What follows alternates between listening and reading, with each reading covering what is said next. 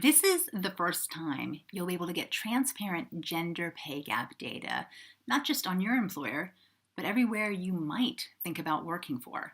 So here's what to do next. Ask for a pay rise. It's an often used excuse that women don't ask for pay rises, but one that actually is completely false.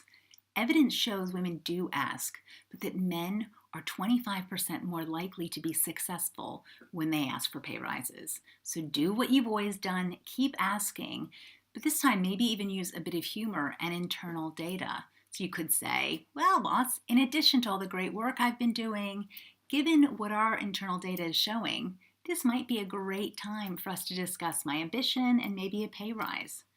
Have a conversation with your boss about why they think the gender pay gap exists and what they're doing to be part of the solution. Number 2, consider leaving for a company where they'll actually value you.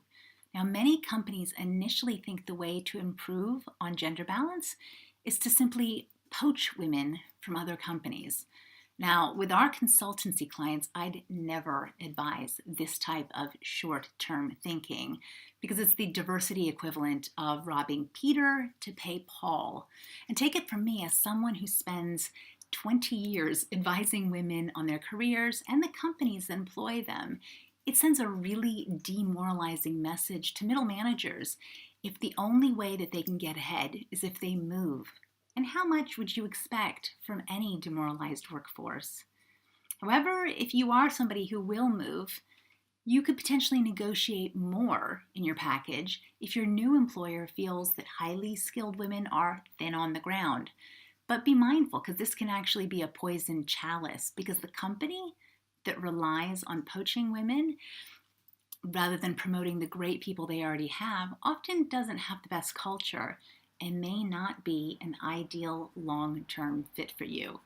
And if you're a boss, work harder to keep your good people and recognize that evidence suggests women in particular, well, they're not likely to be bluffing when they talk about other offers they may have.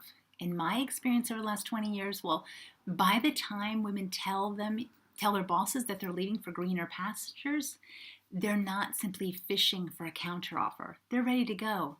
They simply wanted you to take them seriously before it got to that point. And third, if you go, look for companies who reported their gender pay gap before they legally had to, and who told the public how they are tackling that issue, because that takes courage. They put their hands up. They said, we got this wrong.